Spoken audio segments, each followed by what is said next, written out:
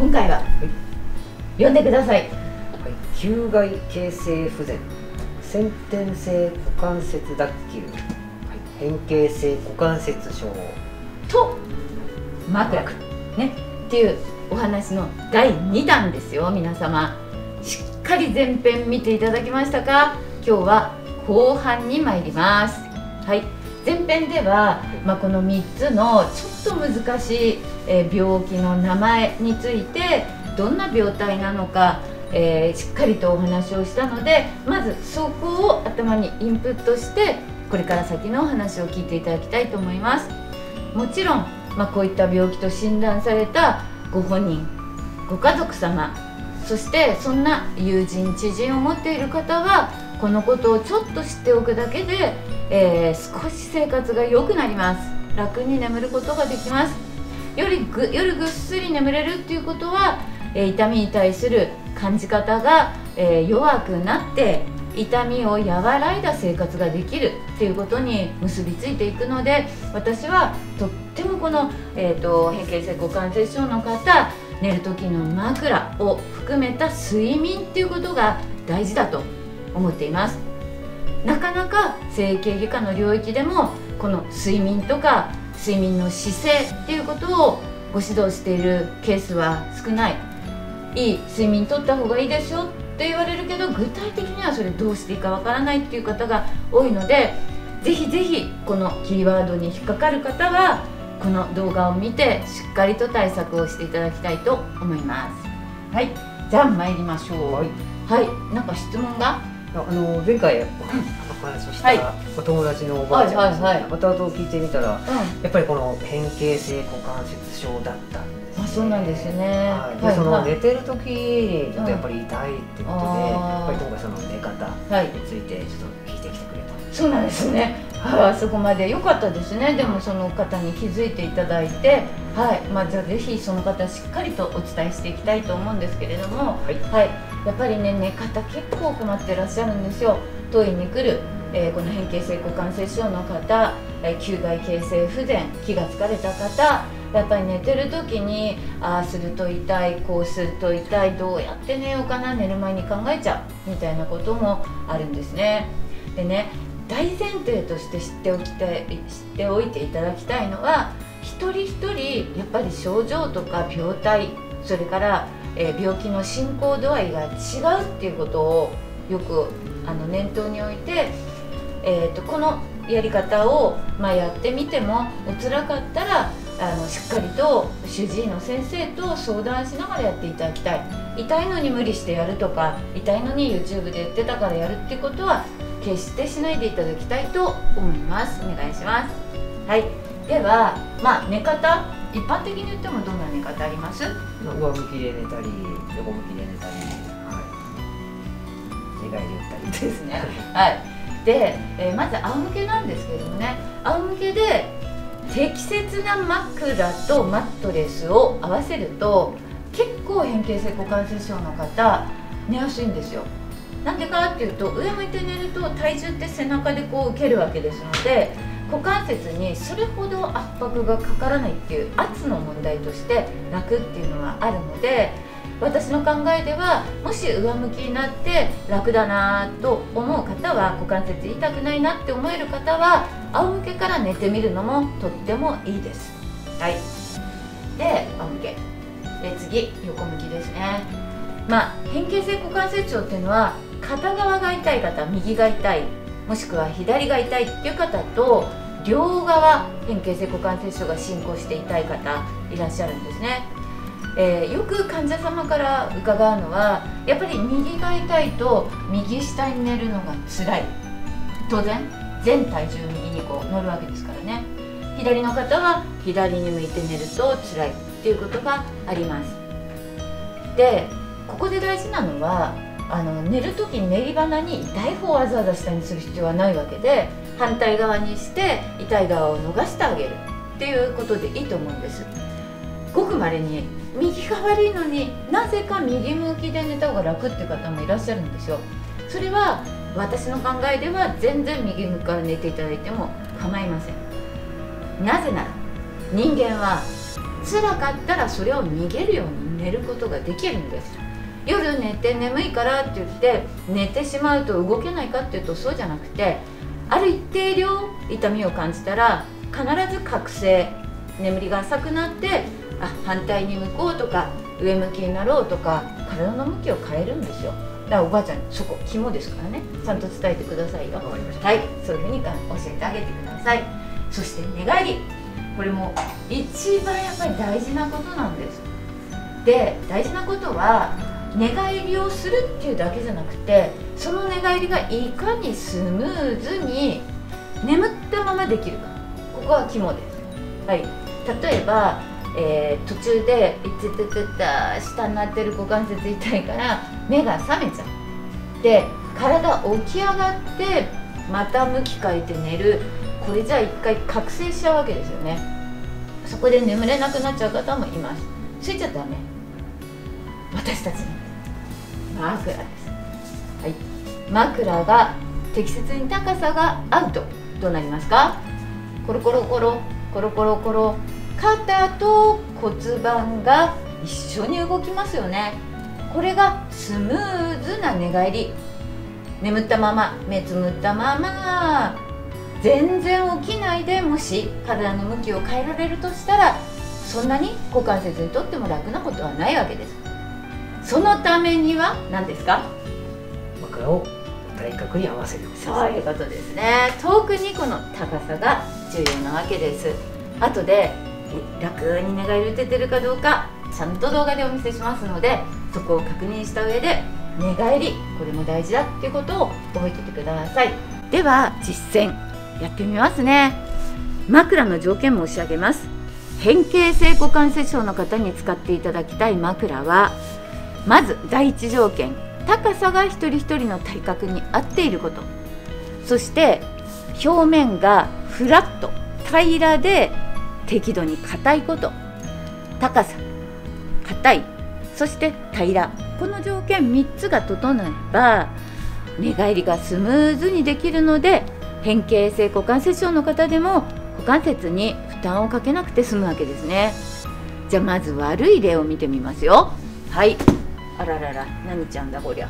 はい、こんな柔らかくてふかふかした高さが全く本人の体格に合ってない枕で寝たらどうなるか見てみましょう。ちょっと寝返りしてみてください。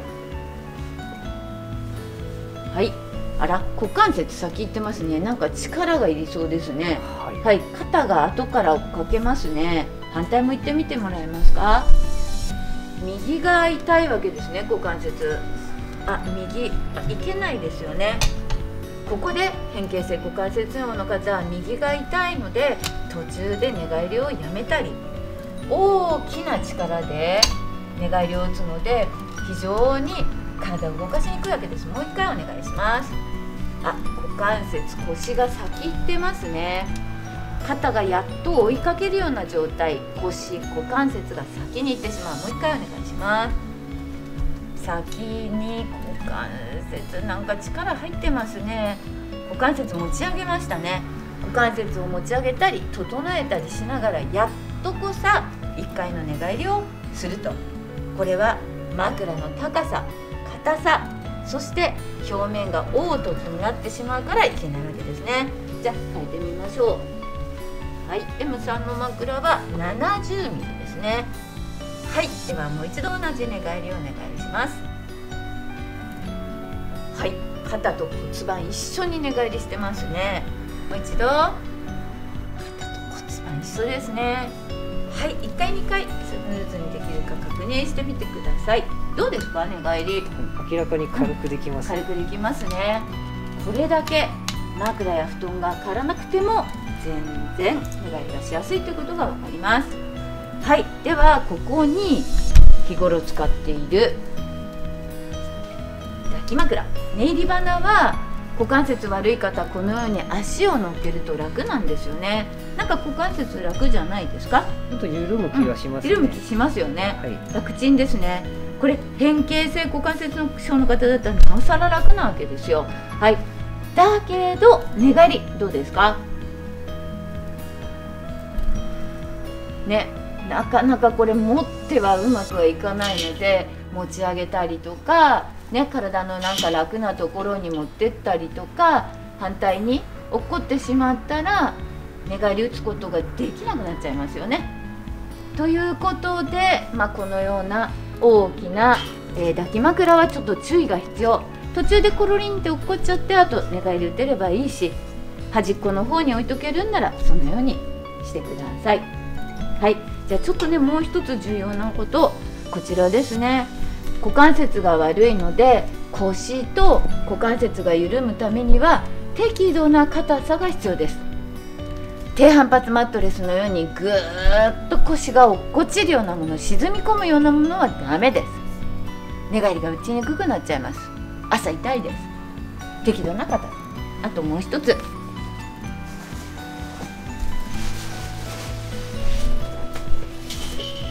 い、寝返り打ってみてください。軽くて温かい羽毛ですね。股関節が悪くてもスムーズに寝返りが打てる。とても、どうですか、楽ですか？はい、軽いので動きやすいです、全然足にまとわりつかないですね。はい、ありがとうございます。このように股関節悪い方は股関節にまとわりつかないような軽くて温かい羽毛布団、これを準備してください。復習します。はい、仰向け、横向き、寝返り。はい、この3つが楽であるように自分で寝具を工夫しましょう。枕の高さが合っていること、寝具が適度に腰が沈み込まないように、楽だなと思えるように腰骨盤が合うように寝具の方、マットレスやお布団を整えること大事ですね。はい、では次、なんかもう一個質問、ちょっと質問なんです。このおばあちゃんが寝てる時に辛いんで、抱き枕とか、ちょっとクッション足に挟んで寝たいなっておっしゃってたんですけど、それってどうかなって。はいはいはい。ああ、抱き枕。なんと用意しました。可愛いですけどね。気持ちいいですけどね。はい。ということで抱き枕ね。これやっぱりですね、私の患者様でも股関節悪い方、やっぱ抱き枕結構疲れるんですよね。楽なのはよくわかるんですね。こういった形で、例えば腰、膝の後ろに置いて膝をちょっと立てると、実は股関節緩むんですよ。だから楽なんです。よくわかります。横向き、足の間に挟む、ね、それから全体に抱く、全体に肩とか足をかけたりとかして大きな抱き枕で、寝てしまうっていうことで、抱き枕股関節悪いと本当楽なんです。決して悪いとは言いません。寝入り鼻にそういった形で使っていただくの悪くはないんですが、一つだけご注意いただきたい。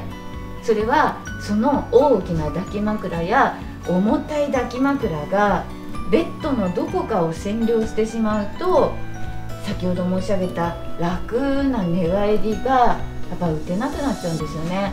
体の背中に入っちゃって引っかかっちゃうとか、どこかに引っかかって体が動けないとか、やっぱこの抱き枕が寝返りを阻害する、悪くしてしまう、これは避けたいんです。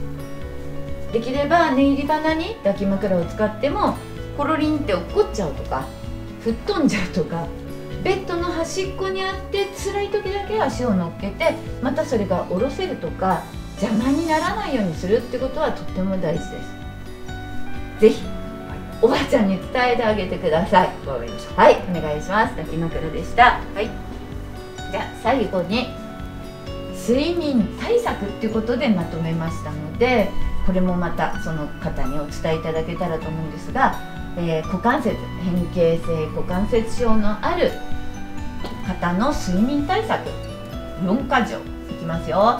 まず寝る前にストレッチ、決して痛いほどじゃなくてもいいんです。軽く寝る前に気持ちもリラックスし、体もほぐれるように股関節も含め全体的なストレッチをゆっくりやっていただいてから寝るっていうことを覚えておいてください。はい、それから温める、冷やさない。はい、もうね、昨今この地球温暖化で暑いし冬は寒いし辛いですよね。基本的にこの変形性股関節症っていうのは、慢性疾患ですから基本温めていただきたいんです。夏はクーラーどうしても暑いからかけますよね、一晩中。でも股関節が冷えないようには注意していただきたい。お願いします。はい、次。自分の体に合った寝具。はい。枕、布団、掛け布団。そう、要は枕と背中土台の布団やマットレスや、なんとこの上にかける掛け布団も大事なんですね。後でちゃんと実践しますからご覧ください。軽いもの、そして保温性保湿性があって湿気を逃せるもの、大事です。最後、睡眠の質アッアップ。はい、リラックス大事なんですよ。もちろん部屋の温度とか、それから適度な暗さもないと実はメラトニン、眠りホルモン出ませんので、非常にこの眠りの質っていうことも大事にしていただいて、しっかりぐっすりいい睡眠が取れると、変形性股関節症の方、朝目覚めもいいし、日中いい活動ができると思います。本当にいろんなグレード、病気、病態の時期、進行度ありますので、一口には言えませんが、今日お話申し上げたことはどんな変形性股関節の方にも見ていただいて、頭の片隅にちゃんとそれを置いて日々生活していただきたいという内容ですので、変形性股関節症の方はもちろんのこと、その知人のいらっしゃるような方、お友達のいらっしゃる方もぜひぜひやってみてください。はい、ありがとうございました。この動画をご覧くださった皆さん、高評価、チャンネル登録お待ちしています。よろしくお願いいたします。